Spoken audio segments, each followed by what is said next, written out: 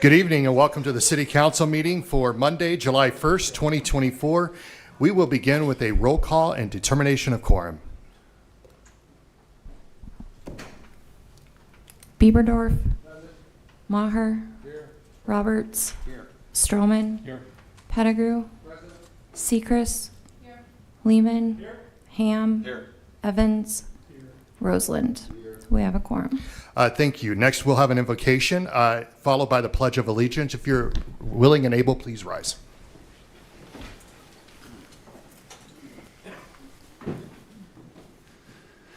Heavenly Father, we just come before you today and ask that you be with us as we process through decisions that need to be made.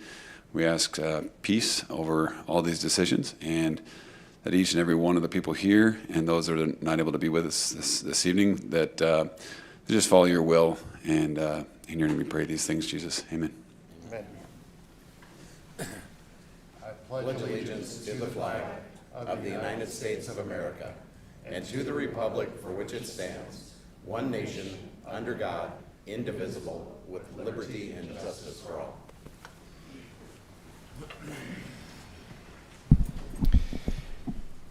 Thank you. Next, I'll take a motion to adopt the agenda. Motion by Roberts, second by Ham to adopt the agenda. All in favor? Whoops, stand by. Stand by. This is striking out, just for the record. There will be no executive session this evening, so the agenda will be without executive session. Still okay with the motion maker and seconder? Okay. Can I get it when we get to that portion? So it's on the agenda, so I didn't know if not to attend. Yeah, we'll wait till we get to that portion. We'll get there and we'll just move it. All right, all in favor of adopting the agenda minus the executive session? Any opposed? Motion carries. Next, we'll have general public comment. This is a time for members of the public to discuss or express concerns to the council on any issue not on the agenda. Action will not be taken at the meeting on any issue not on the agenda except by placement on the agenda by unanimous vote of the council members present. I do have a few speaker request forms. First up, we will have Adrian Epp. Just for everybody's reference, we'll have a countdown timer above me. When it goes yellow, you have about 30 seconds left. Mr. Epp. Hello. I feel like this is the second time in a row I haven't had time to prepare anything beforehand. So I'll just talk about why we need we need to accommodate multiple modes of transportation within the city, not just car traffic. It's easy to look outside and see that just about everybody is using a car and see that as a justification that, hey, the demand is there for cars and pretty much nothing else. But when you have no choice but to use a car, it can very easily look like that's demand for the car. But people don't tend to really care what they use to get around. They care about what's the most convenient. And for some reason, we've chosen to use the most space inefficient and most expensive form of transportation overall. It's easy to look at the price tag of certain public transportation options and say, oh, that's pretty expensive, we can't go with that. But the waste of space that is caused because of the focus on car infrastructure is the most expensive that a city can pay for. And so we really need to focus on and accommodating other forms of transportation so that the city uses its tax dollars more efficiently and can use more money on other important projects so that we don't even have to think about diverting funds from stuff like the Vision Fund. That we can have well-maintained roads because we're not spending so much money on expansions and new roads. A city tends to spend less money on its transportation infrastructure when it prioritizes multimodal transportation. Not to mention that if your one option for transportation is gone, you can't get around at all. But if you accommodated for multiple modes of transportation, if your car breaks down, you can get on a bike. If you can't bike, you can get on a bus. We really should be prioritizing a variety of forms of transportation. Thank you. Next up, we have Sarah Hill.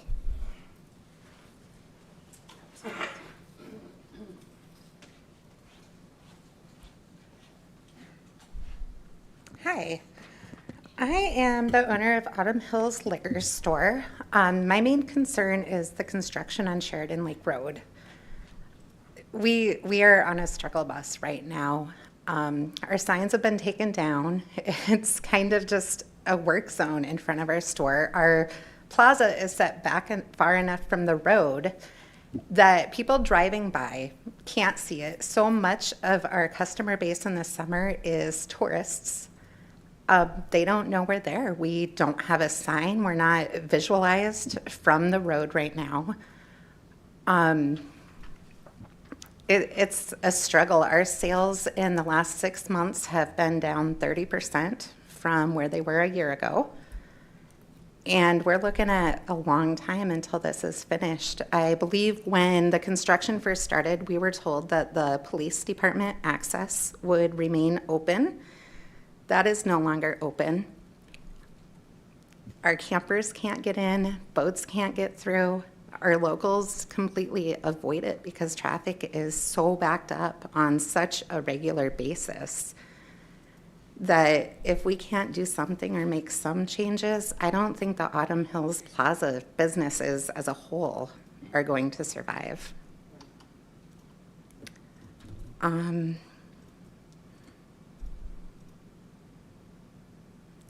think that's all I've got for you. If we could get a way for patrons to have easier access, maybe some temporary signs out front, just something in general to bring our customers back to us. Thank you. Thank you. Thank you. Next up on the same topic, Rebecca Goosen.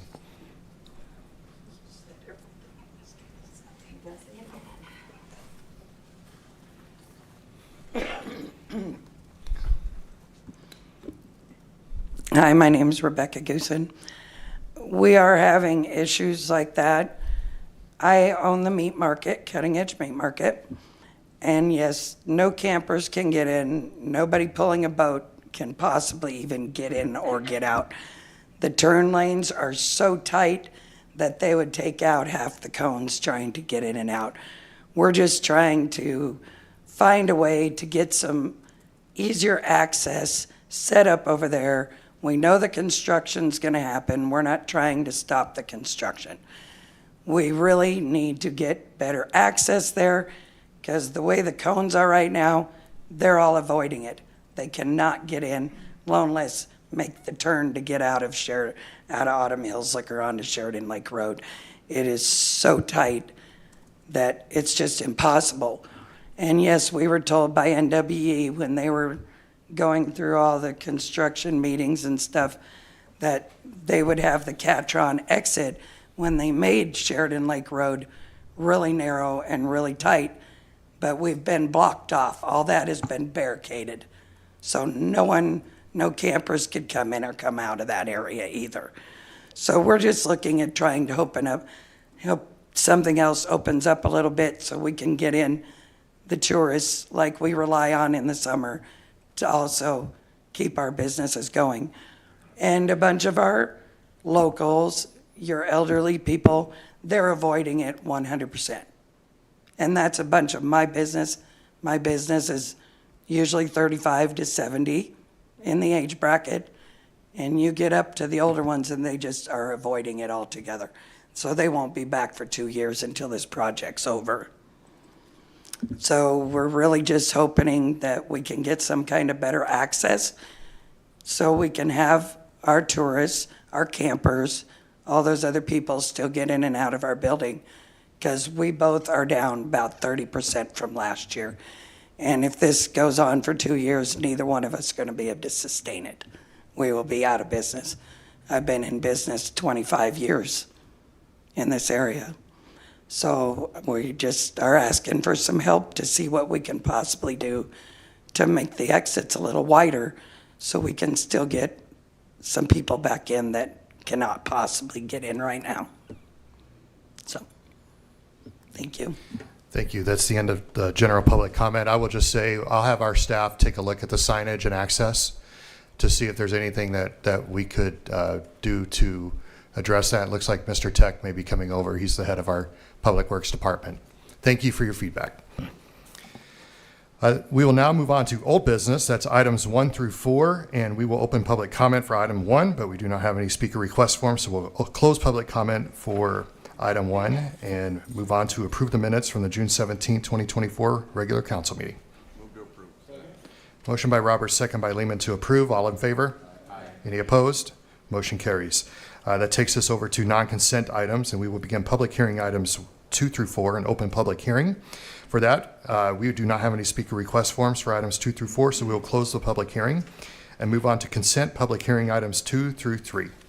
Do we have a motion? Motion to approve. Motion by Roberts, second by Seacrest to approve items 2 and 3. All in favor? Aye. Any opposed? Motion carries. That takes us to the end of the consent public hearing items for old business, and we will begin with non-consent public hearing items number 4. A second reading of ordinance number 6622 for an ordinance amending the table of parking requirements in section 17.50.270 of the Rapid City Municipal Code. Motion by Ham, second by Evans to approve. All in favor? Aye. Any opposed? Motion carries. That takes us to the end of the non-consent public hearing items for old business. And we will move on to item number 5. To begin, before we get started, Councilor Stroman would like to weigh in. The floor is yours, sir. Thank you, Mayor. I just was looking at the state statutes and the Rapid City Council rules regarding election of president and vice president of council. And the state statute says at SDCL 9-8-7, at the first regular meeting after the annual election in each year and after the qualification of the newly elected aldermen, the council shall elect from among its members a president and vice president who shall hold their respective offices for the municipal year. I think that since we did not have an annual election, it's not appropriate under this statute for us to move forward with an election of officers. There was no council election in June, and our ordinance tracks that the same. And that's section 9-8-7 for ease of reference.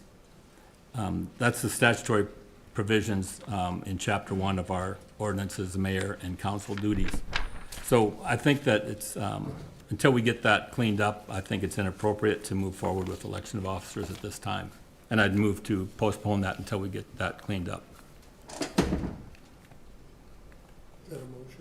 Well, you can't do a motion just No. yet because you already Yep. had to comment. But any other comments, questions? All right, Council, you want to chime back in, Mr. Roberts? Yes. Thank you. Joel, how long do you think it'd take you to get this, say, on the next Legal and Finance meeting? Could you get it on the next Legal and Finance meeting, the change? Let's go to City Attorney Joe Landine. Thank you, Mayor. Yes, if I had some clarification of what you want. Do you want it only after a year where there's a municipal election, or do you want it annually? I mean, I think everyone is aware, historically, we've always held the election of officers every year in July. That is when, if there is an election, the new council members are sworn in as the first meeting in July. You know, the reality is, if you look at the statute, it's kind of hard to comply because clearly the statute contemplates there'll be a municipal election every year and that the officers will hold for a year.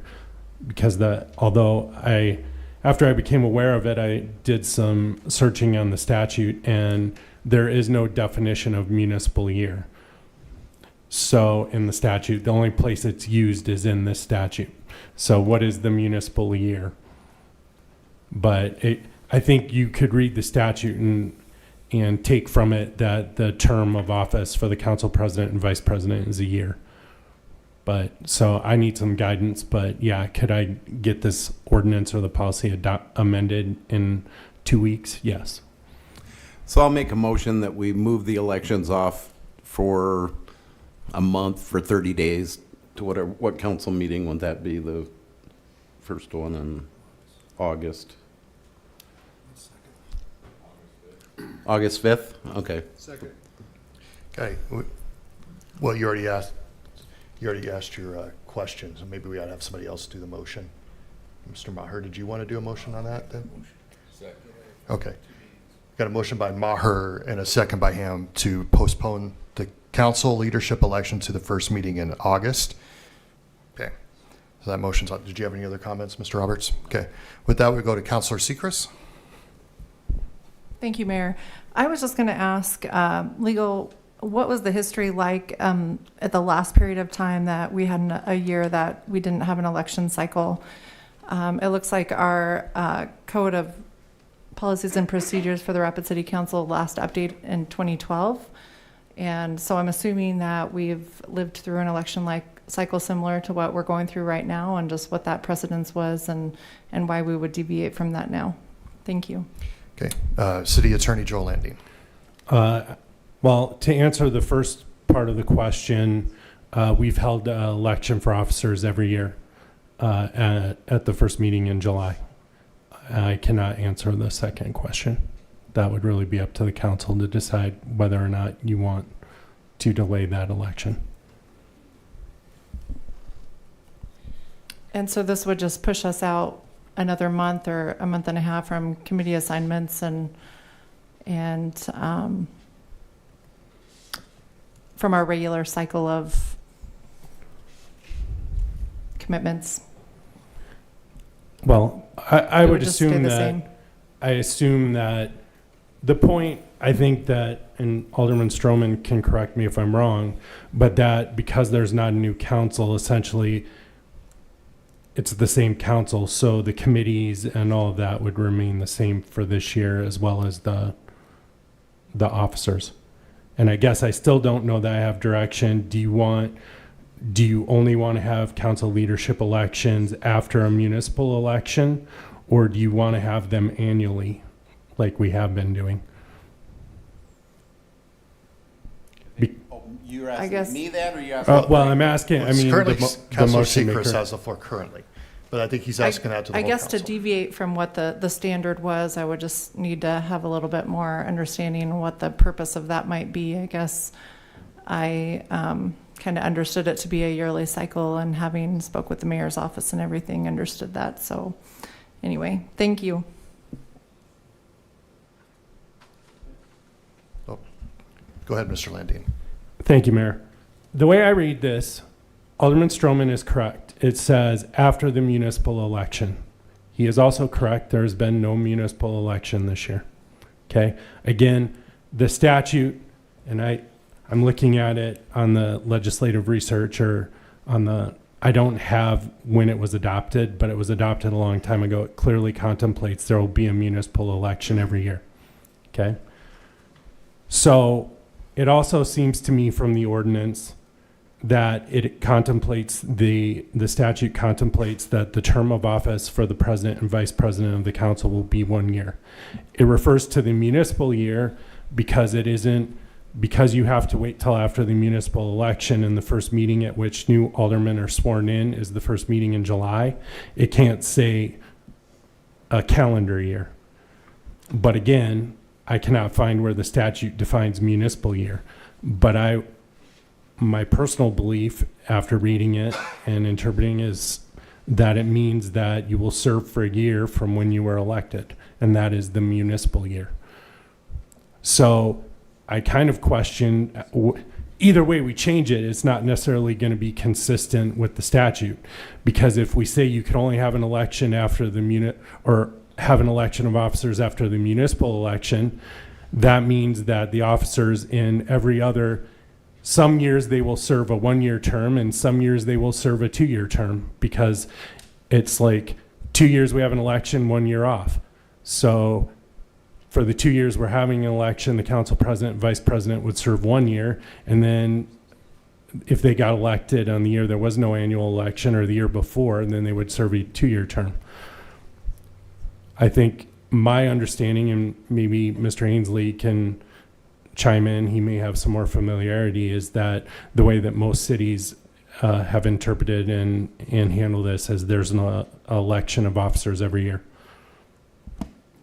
Okay. Well, next up, go to John Roberts. You could have went over to Daniel. That would have Okay. been fine. Well, I can do that. Director Ainsley. Thank you, Mr. Mayor. This has been brought up several times at various municipal league meetings, and not to say that every city is experts in implementing statute, but I'm not aware of any communities that when you have a year where there's not a municipal election, that you do not still elect the officers. So even when there's not an election for a council, it is still very common that you end up having an election of officers at the start of the year. It's not always in July because some municipalities, the mayor or council members take over in May, or I think there's one other month that you could hold the elections. Okay. Now we'll go to Councilor Roberts. Thank you.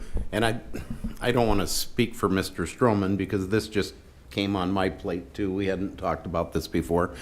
But I know that he's a stickler when it comes to code, ordinance, and I do understand it. I would have never looked at it the way that he looks at it because he's an attorney, and I don't think that we've ever had an attorney that's looked at it since, you know, we went to 3-year elections instead of 2-year elections.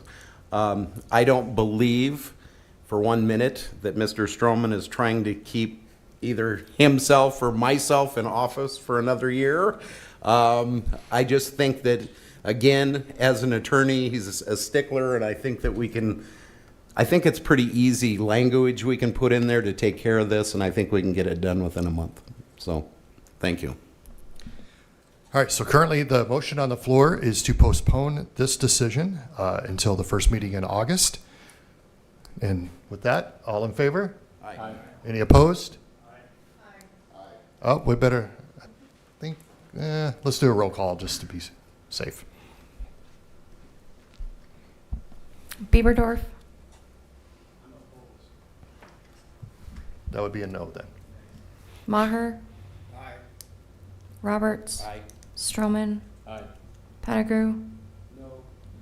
Seacrest. Lehman. Ham. Evans. Roseland. Motion passes 6-4. Okay. We will assume that we'll go to items 5 and 6. Yes. So just for the record. City Attorney, do we need to do a separate motion for item 6, or can that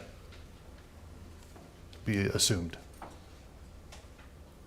No, I think it's a separate, but maybe we don't. It's the same idea, so I would assume there doesn't need to be a whole nother It's discussion. council leadership The position. motion was to move election of officers. Officers. for a Oh, month. so it'll- Okay, then I think Takes that, care of both of them. you're correct. Just That- making sure. All right. Just trying to do things proper here. Next, we'll move on to non-public hearing items 7 through 33, and we will open public comment for items 7 through 28. I do not have any speaker request forms for these items, so we will close public comment and move on to consent items 7 through 28. Would the council wish to remove any items for separate consideration or vote on the remaining ballots? And with that, we'll go to Councilor Stroman. Yes, I'd like to remove 19, 20, and 21. 19, 20, and 21. Okay, any other items? Otherwise, we'll receive a motion if you have one. Got a motion by Lehman to approve the ballots with a second by Seacrest. So that's a motion with the exception of 19, 20, and 21. All in favor? Aye. Any opposed? Motion carries. Item 19, authorize Mayor and Finance Director to sign professional service agreement between the City of Rapid City and HDR Engineering, Inc. for professional construction administration services for their water reclamation facility, South Plants Improvement Phase 2, project number 20-2629.2, and CIP number 51129.2 in the amount not to exceed $10,719,171. And with that, we'll go to Counselor Stroman. If you Thank you, Mayor. And in the effort to save time, my remarks are going to pertain to all three, so I don't want to repeat them each time. But, you know, I had some consternation about the $10.7 million to HDR for professional services for the WRF. And last week, Director Tech and Deputy Director Titus and can't remember the other gentleman's name, but they all agreed to meet and try to help me understand this process. And both of the, two of the city attorneys, Mr. Landine and Ms. Cushman, also are there. And they patiently walked me through this process. Mr. Landine also provided me with a contract that's very similar out of Sioux Falls that they use for these types of things. I still have concerns about the way that we go about these contracts. And I'm not an engineer and I'm not a contractor. But I do see an agreement for $10.7 million for professional services to go to HDR. I see another agreement for $895,000 for construction observation inspection services for the water reclamation facility, phase 2. And I see another agreement for advanced engineering and environmental services for professional services related to the implementation of software services for the water reclamation facility. Almost $2 million. That one's $1,999,829. So we're looking at more than $13.5 million on phase 2 out there just to have people check the work. And I don't see that they're held to any contractual obligations that would warrant that kind of an expenditure. And so early on in this process, earlier this year, I had implored that we would somehow get to be more efficient with resources. These bills are adding up fast, and I'm just concerned that when we spend all of this money on inspections and watching over people work, and it just boggles my mind that we would need that much money to do this. And so those are my concerns about it. Like I said, the Public Works people and the legal department tried to help me understand this, but still, as a businessman, I don't see that it's necessary to spend that much money for inspections. But so that's all I have to say about those. Okay, next we'll go to Counselor Sechrist.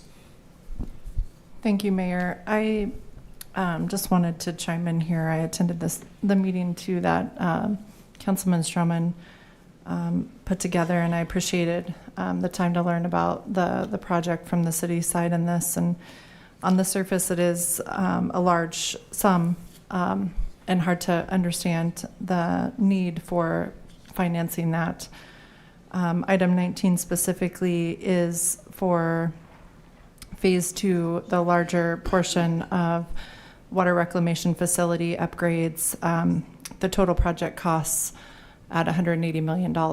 This project is going to be for a period of 4 years, and was explained that a person is on site 40 hours a week, and we will have also a project manager overseeing the engineering hours billed to the city. I guess my understanding of construction and the process, having this technical expertise along the way and assisting our staff with review and making sure that the design is what it needs to be at for that level of an investment that we're making as a community, I think to me just makes sense. I guess I understand it from more of the engineering contractor side, having previous experience working for general contractors. I do feel comfortable, especially after having spent some time with Public Works, and not just this meeting, but in previous discussions as well. I'm comfortable supporting this. And just looking at the other two items, I don't know if it makes sense for time-wise to note. Number 20 is professional service agreements for an electric contract, assuming that's different than the engineering review and the consultant review. And then we have AE2S also on board here for implementation of the software integration system. And so it does look like these are various components to the project. And again, I just want to remind the community, this is a $180+ million project, 4.5 years anticipated timeline. And these are not to exceed amounts. And so I don't know of a better way of communicating that. But I will support this item. Thank you.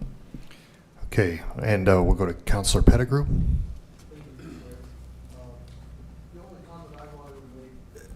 And so we're all understanding this.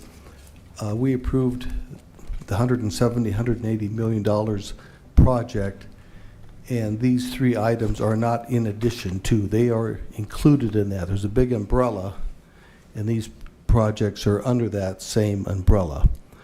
My question to Dale Tech would be, by delaying these, if that's what happens, I mean, what does that do to the project? In my mind, there's got to be a window where if we don't move forward with this, all sorts of things, bells and whistles start going off. So are we under any timeline? Okay, with that, we'll go to Public Works Director Dale Tech. Thank you, Mayor. That's a great question, Alderman Pettigrew. Yes, there will be a point here in the next few months where time is of the essence.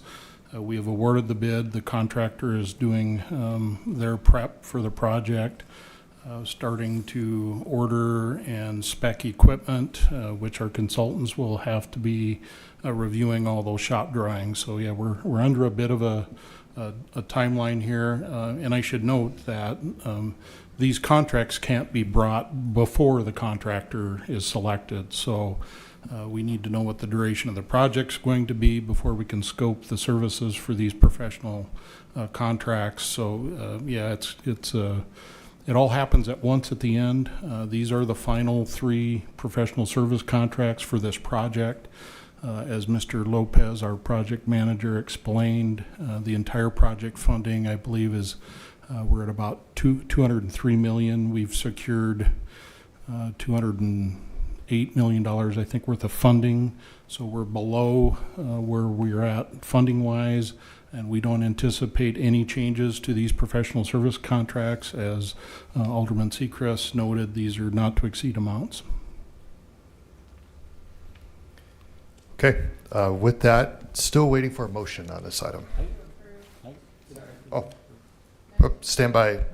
Before we go to a second, we'll go to Councilor Stroman. Yeah, I just wanted to point out that it does say in there that it is assumed that someone will be on site that 50 hours a week for 4.5 years. So that's not good contract language right there. I mean, that doesn't hold them to anything. And so I just wanted to point that out too. And all of this stuff, this $13.5 million, is just for inspections and for people to watch other people do their work. So I yield. And Public Works Director Dale Tech. If I could just respond to that comment, it's not all inspection. Less than half the contract amount is for actual boots on the ground inspection. There are other services that are provided, the shop drawing review, all the technical review, that's done in the office. That is not done at the project site. The integration, or the instrumentation and controls, that's not watching somebody else do the work. That is a firm that is actually doing the work to get the SCADA systems and all of the electronic components of the plant working, so we have a functional project at the end. Well, you've already gone twice, but no, but I'll give you. And I'll give you John's time. You know, I stand corrected. Mr. Tech is right. It's not all for inspections, but it's inspections and review, as he just said. So. All right. Now we will entertain a motion. Do we have a motion? Got a motion by Seacrest and second by Maher to approve item 19. All in favor? I have to read them in. Oh, okay, sorry. So 19, all in favor? Aye. Any opposed? No. Motion passes with 1 no from Stroman. Item 20, authorize mayor and finance officer to sign professional services agreement between the City of Rapid City and Advanced Electrical Inc. Construction for observation inspection services for water reclamation facility South Plant improvements, Phase 2, project number 20-2629.2, and CIP number 51129.2 for an amount not to exceed $895,000. Motion by Ham and a second by Roseland to approve. All in favor? Any opposed? No. Motion carries with 1 no from Stroman.